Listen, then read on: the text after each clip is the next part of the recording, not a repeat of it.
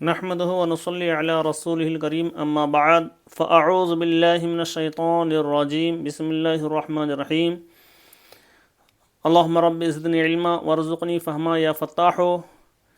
ناظرین کرام، ضمیر اسلامک اسٹڈیز چینل میں آپ کا استقبال ہے.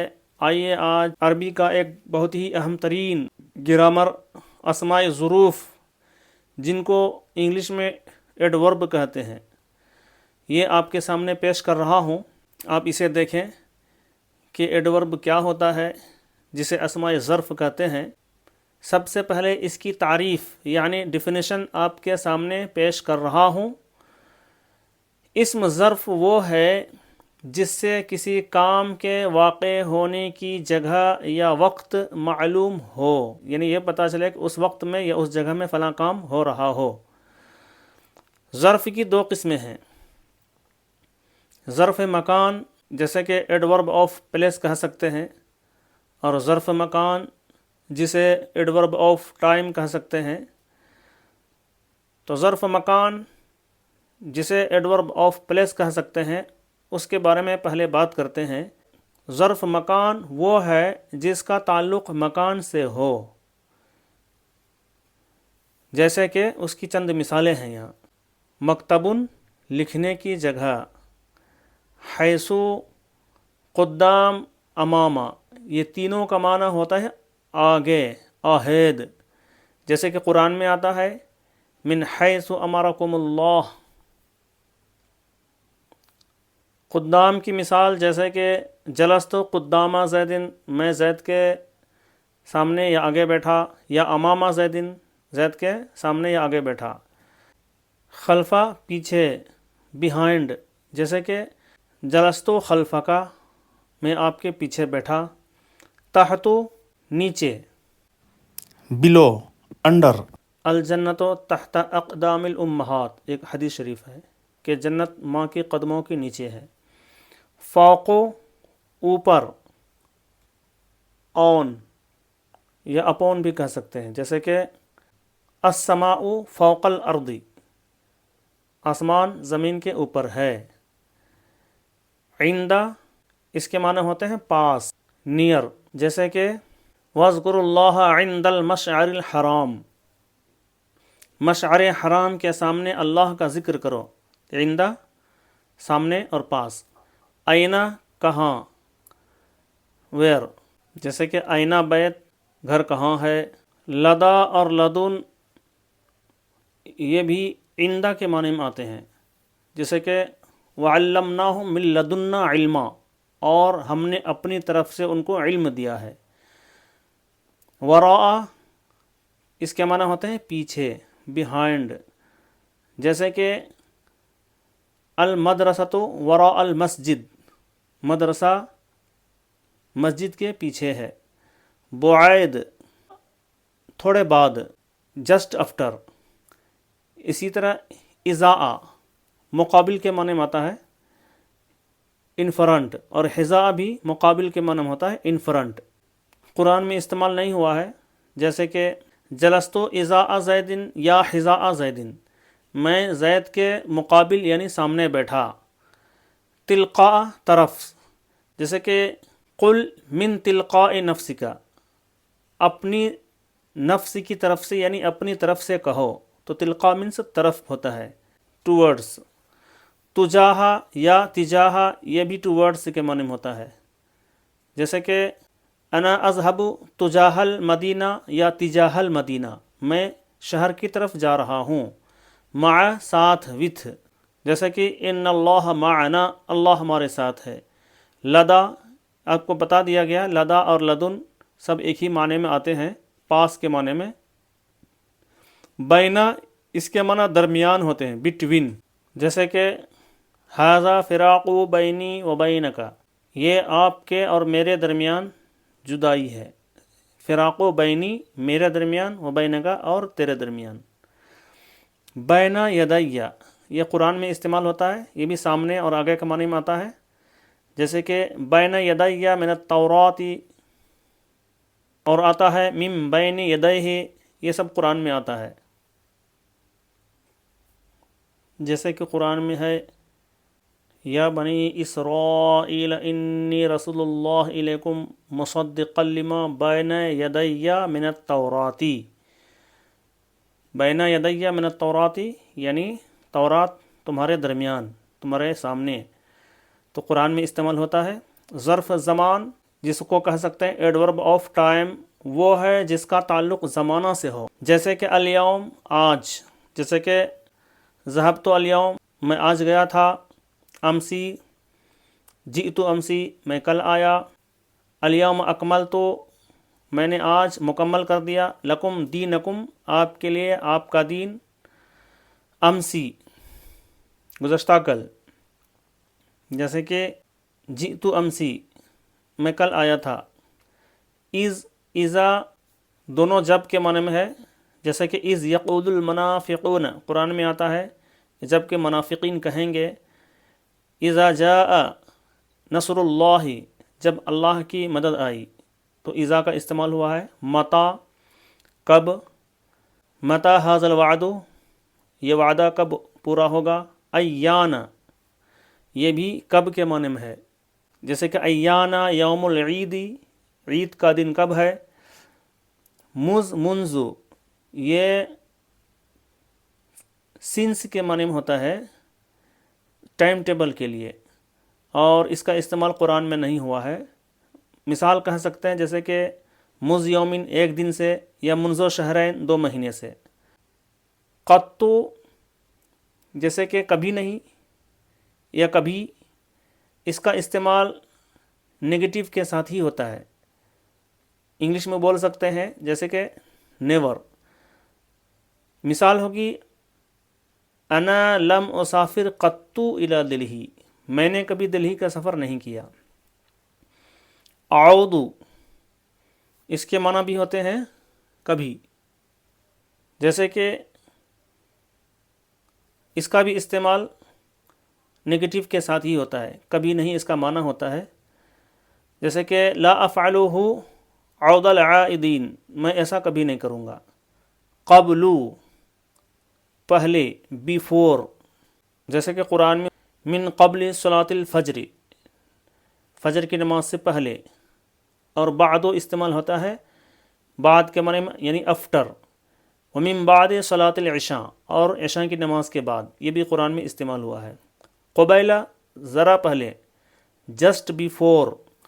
مثال ہوگی جیسے کہ جئتو قبیلہ زیدن میں زید سے ذرا پہلے آیا.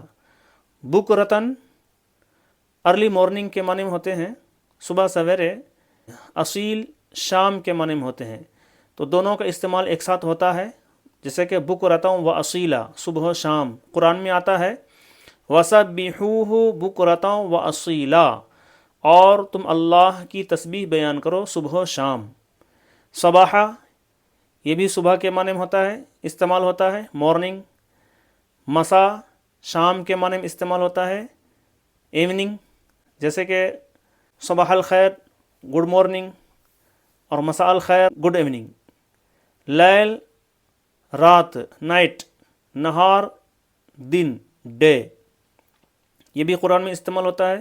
یولج اللیل فی النہار ویولج النہار فی اللیل وہ رات کو دن سے نکالتا ہے اور دن کو رات سے نکالتا ہے. ابدن ہمیشہ، آلویز. قرآن میں استعمال ہوتا ہے جیسے خالدین فیہا ابدا اس میں ہمیشہ رہیں گے. دہر زمانہ، ہمیشہ کے معنی میں، جیسے کہ قرآن میں استعمال ہوتا ہے هل اتی علی الانسان حین من الدہر تو وہاں زمانہ کے معنی میں ہے. قرن صدی، سینچری.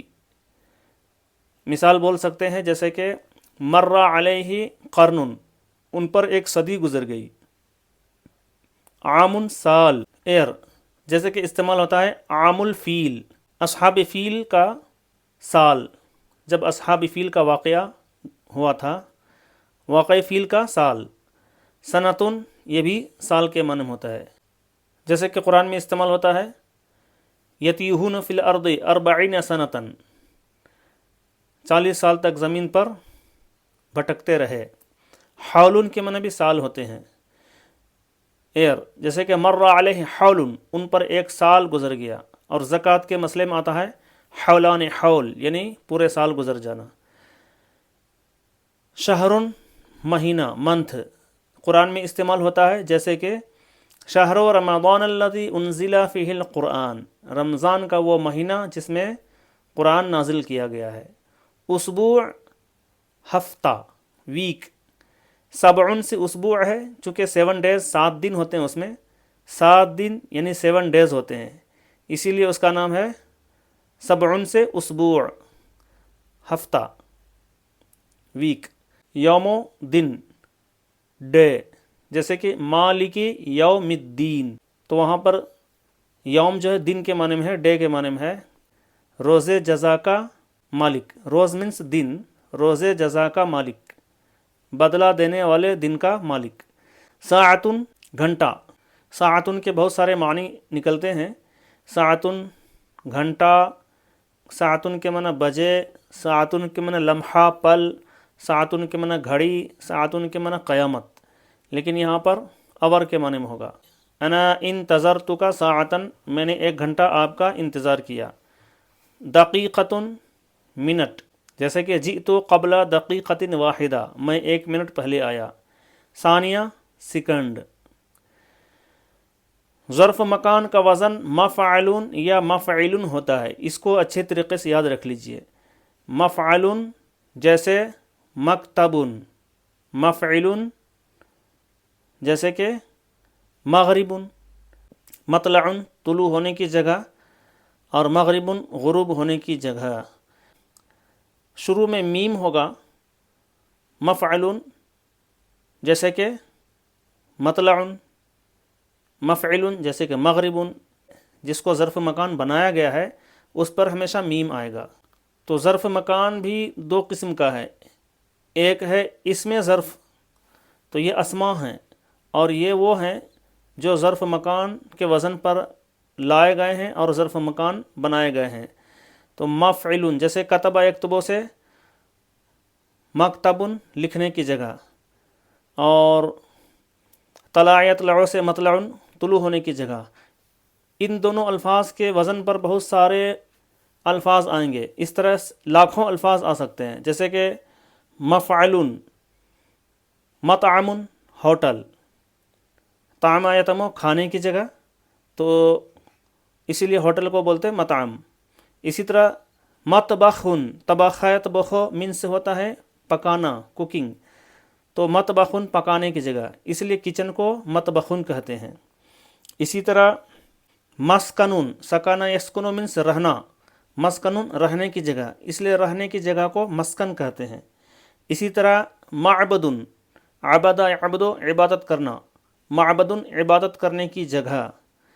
اسی طرح مفعلن کے وزن پر جیسے کہ مجلسن، جلس یجلسو من سے بیٹھنا، مجلسن بیٹھنے کی جگہ۔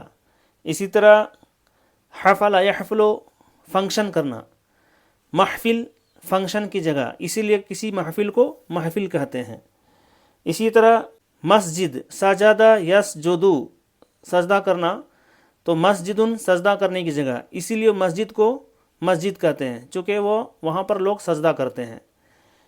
اسی طرح لاکھوں الفاظ نکلیں گے، جیسے کہ مجمع، جمع ہونے کی جگہ، اس لیے اس کو مجمع کہتے ہیں۔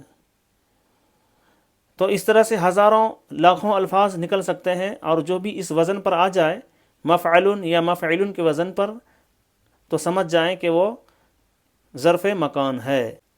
نوٹ: ظرف کے لغوی معنی برتن کے ہوتے ہیں، اس لیے کہ برتن میں جب کوئی چیز ہوتی ہے، چاروں طرف سے برتن اس چیز کو گھیر لیتا ہے، اور وہ چیز اس برتن کے اندر ہوتی ہے، لہٰذا ہم جو کام کرتے ہیں 1 گھنٹے کے اندر، یعنی کہ 1 گھنٹہ میں نے کام کیا، تو اس 1 گھنٹے نے ہمارے کام کو چاروں طرف سے گھیر لیا، اور ہمارا کام اس گھنٹے کے اندر پایا گیا۔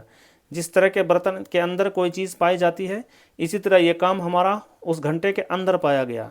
اور اگر وہ مکان ہے، جیسے کہ محفل ہے، تو ہمارا سارا کام اس محفل کے اندر پایا گیا۔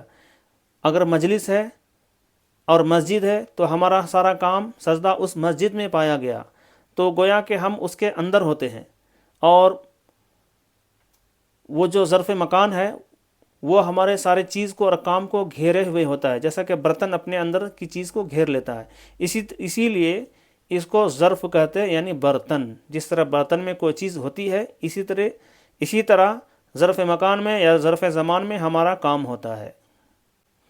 امید ہے ظرف زمان، اسماء ظرف، ایڈورب آپ کو سمجھ میں آیا ہوگا۔